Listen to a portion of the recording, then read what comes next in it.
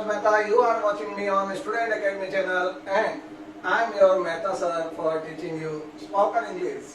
Yes. Hey guys, do you want to speak English very well? Do you want to speak English fluently? Yes, you, me, and everyone wants to speak English very well.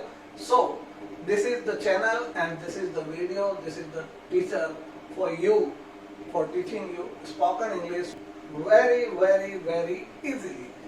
Yes, क्या दोस्तों आप English बोलना चाहते हैं? क्या आप फर्राटेदार अंग्रेजी बोलना चाहते हैं? जी हाँ, मैं भी बोलना चाहता हूँ, आप भी, और हम सभी फर्राटेदार अंग्रेजी बोलना चाहते हैं। क्या आप नौकरी में तरक्की पाना चाहते हैं? क्या आप अच्छी पगार प्राप्त करना चाहते हैं? तो उसके लिए आपको इंग्लिश फर्राटेदार बोलना आना जरूरी है। चाहे आप बिजनेस करते हो तो बिजनेस में भी इंग्लिश की बहुत ज्यादा जरूरत होती है। यदि आप अपने पार्टनर्स को पार्टनर मीटिंग्स, पैनल मीटिंग्स में इंग्लिश फर्राटेदार बोलोगे तो बिजनेस में आपका ओहदा बढ़ जाएगा। तो चलिए आज हम बात करेंगे एक ऐसी टॉपिक के बारे में जो आज तक जितने भी वीडियो YouTube पर है इसके बारे में कोई बात नहीं करता। मैं करना चाहूंगा कि मिनिमम ग्रामर कौन सी है जो एक शुरुआती इंग्लिश बोलने के लिए जरूरी है। This is not full grammar and this is not for complete English language. ये शुरुआत में कौन सी ग्रामर आपको आनी चाहिए जिससे आप अच्छे तरीके से इंग्लिश बोल सके। यस, तो इसके बारे में बात करेंगे, लेकिन उससे पहले मैं आपको बता दूं हमारे जितने भी इंग्लिश स्पोकन वीडियोस आएंगे उनमें मैं आपको 3 कैटेगरीज में वीडियो दूंगा। 3 कैटेगरीज क्या है उसके बारे में पहले हम जान लेते हैं। First category is beginner. First category is beginner. Second category is moderate और थर्ड कैटेगरी इज प्रोफेशनल। जी हाँ, ये स्पोकन इंग्लिश की 3 कैटेगरीज बताई है मैंने आपको। इन 3 कैटेगरी के वीडियो हम आपको बना के देंगे। अब ये कैटेगरीज क्या है सबसे पहले इनको समझ लें। बिगिनर मीन्स शुरुआती, जो प्रारंभ करता है, जस्ट आपने शुरू किया है, इससे पहले आपको इंग्लिश का ज्यादा नॉलेज नहीं है, आपको टेंस नहीं आते, ग्रामर का नॉलेज नहीं है, तो ये बिगिनर लेवल आपका है।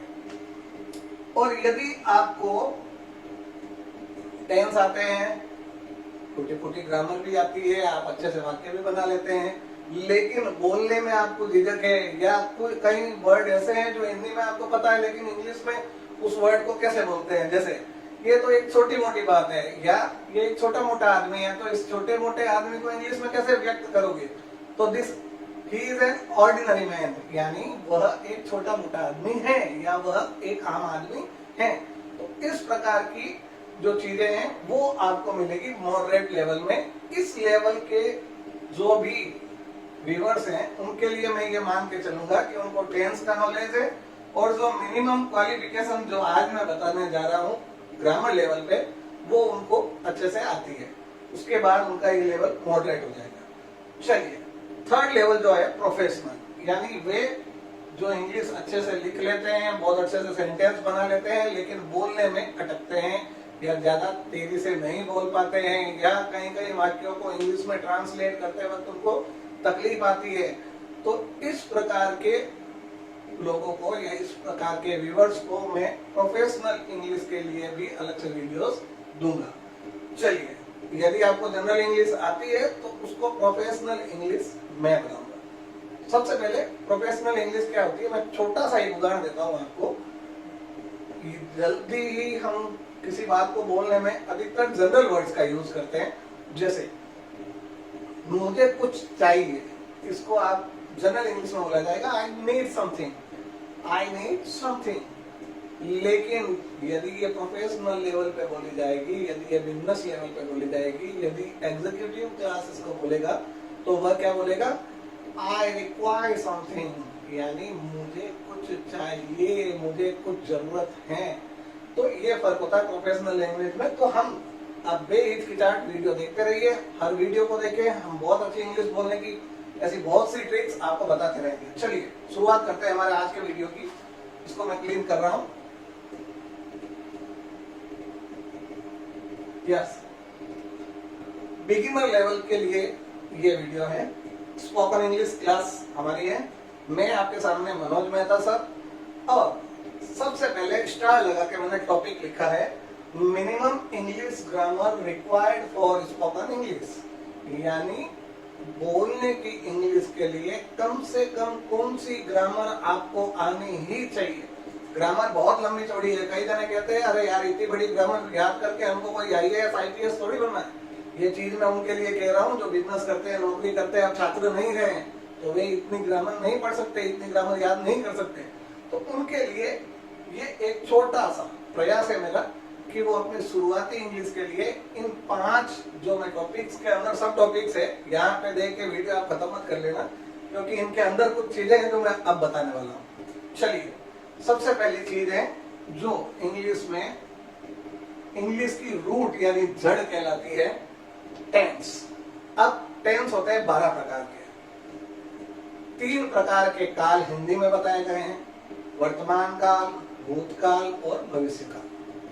इंग्लिश में भी 3 काल होते हैं जिनको टेंस कहा जाता है, प्रेजेंट, फ्यूचर और पास्ट। लेकिन यदि आपको शुरुआती इंग्लिश बोलनी है तो इन तीनों में 4 जो टेंसेज है, जैसे मैं उदाहरण के लिए आपको बता दूं, जैसे आप प्रेजेंट टेंस यानी वर्तमान काल की बात कर रहे हैं हम, तो प्रेजेंट टेंस में सबसे पहले प्रेजेंट इंडेफिनाइट या उसको प्रेजेंट सिंपल भी कहा जाता है, सेकंड नंबर प्रेजेंट कंटिन्यूअस, और थर्ड नंबर प्रेजेंट परफेक्ट, और fourth number present perfect continuous tense.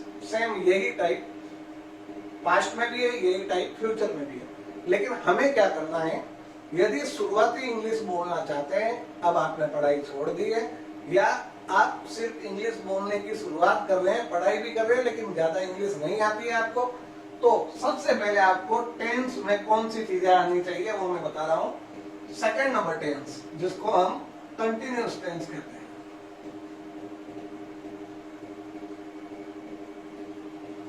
उसके बाद यदि आपका ये टेंस परफेक्ट हो जाए, आप इसमें वाक्य बनाना आसानी से सीख गए, आसानी से वाक्य बना सकते हो, तो उसके बाद पहले सीखे third number tense, present perfect या पास्ट परफेक्ट या फ्यूचर परफेक्ट। जी, ये शुरुआती टेंस है जो आपको सबसे पहले आना चाहिए। मैं ये नहीं कहता आपको बाकी नहीं आने चाहिए, ये शुरुआती है जहां से शुरुआत करके आप टूटी फूटी इंग्लिश बोलना शुरू कर सकते हैं। चलिए, नेक्स्ट टॉपिक है हमारा मॉडल्स। मॉडल्स जो है कि स्पोकन इंग्लिश के लिए एक औषधि यानी मेडिसिन, दवाई की तरह। स्पोकन इंग्लिश में मॉडल्स का बहुत ज्यादा यूज किया जाता है। जैसे मैंने सबसे पहले आपको शुरुआत में जो सेंटेंस मैंने बोले थे, can you speak English very well, क्या आप अच्छी तरह से इंग्लिश बोल सकते हैं, तो सकते हैं के लिए मैंने कैन का यूज किया, वो एक मॉडल है।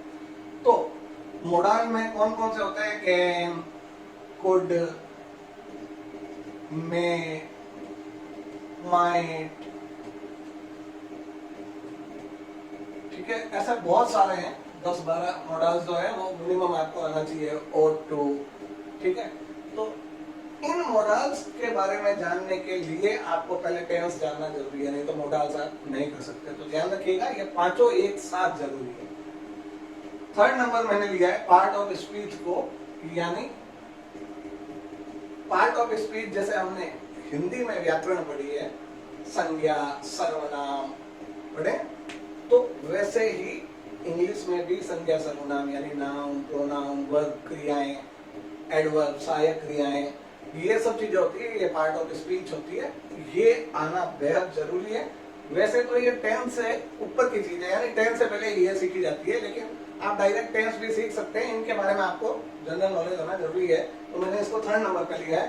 ये है आपके, शॉर्टली मैं लिख देता हूँ, नाउन, प्रोनाउन, वर्ब्स यानी संज्ञा, सर्वनाम, क्रियाएं, एडवर्ब्स एटसेट्रा, खूब सारी है।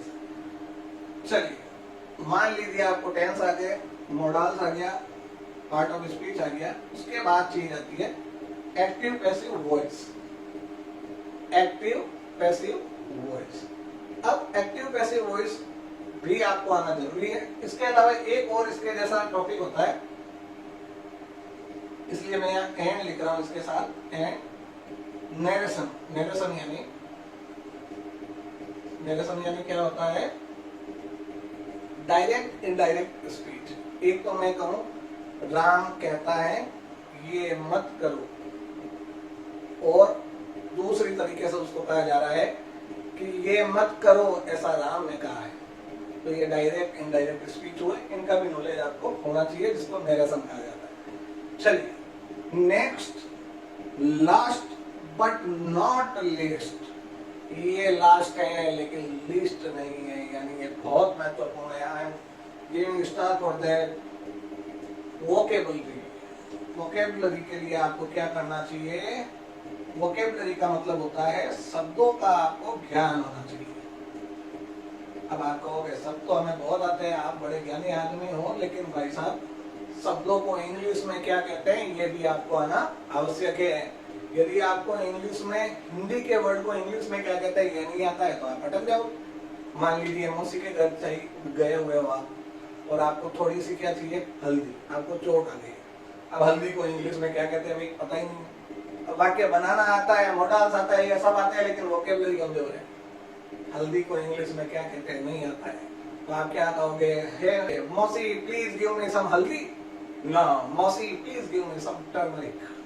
टर्मरिक हल्दी को कहते हैं। ऐसे ही कई रोजमर्रा की चीजें हैं जिनकी इंग्लिश यदि आपको नहीं आती है तो आप हिंदी में उस वर्ड को तो बोल नहीं सकते।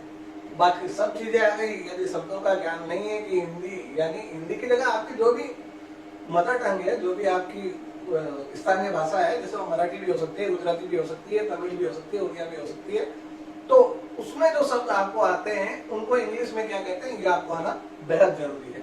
चलिए, तो वोकेबलरी जो है मैं इसे बहुत बड़ा स्थान देता हूँ इंग्लिश में। इंग्लिश बोलने के लिए इसका ज्ञान बेहद जरूरी है, और वोकेबलरी एक दिन में नहीं सीखी जाती, वह जीवन पर्यंत सीखी जाती है। यानी जब तक आप जीवित हैं, जब तक आप अंग्रेजी बोलना चाहते हैं, तब तक आपको अपनी वोकेबलरी रोज अपडेट करनी पड़ेगी, रोज नए वर्ड सीखने पड़ेंगे। कैसे? उसकी लिए भी मैं अपना अगला वीडियो बनाऊंगा, 5 प्रैक्टिसेज फॉर स्पोकन इंग्लिश। यानी ऐसी 5 कौन सी चीजें हैं जिससे आप अपनी इंग्लिश को बेटर बना सकते हैं, या मैं अच्छे से इंग्लिश बोलने के लिए मैंने क्या किया है, तो उसको मैं आपके साथ शेयर करूंगा अपने अगले वीडियो में। तब तक मेरे साथ बने रहिए और देखते रहिए स्टूडेंट एकेडमी चैनल को। Please like, subscribe and share our videos and keep watching Student Academy videos. Thank you.